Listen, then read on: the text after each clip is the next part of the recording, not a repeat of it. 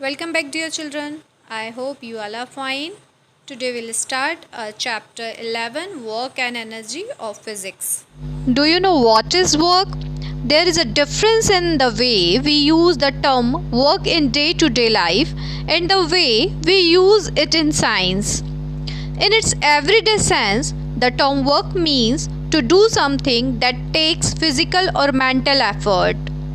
You will probably agree that it is hard to pull a heavy sofa across a room, lift a stack of books from floor to high shelf to prepare a lesson in 2 hours. Indeed, all these examples agree with the everyday meaning of work, that is, any activity that requires muscular or mental effort.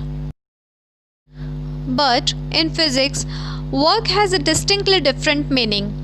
That is, work is said to be done if, on applying a force on an object, it is displaced from its position in the direction of force.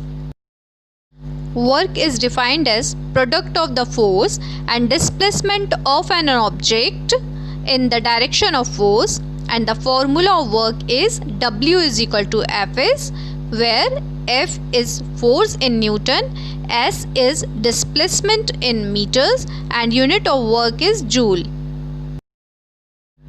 Scientific conception of work. From the point of view of science, following two conditions need to be satisfied for work to be done. First condition is a force should act on an object. And the second condition is the object must be displaced. If any one of the above condition does not exist, work is not done. For example, a girl pulls a trolley and the trolley moves through a distance.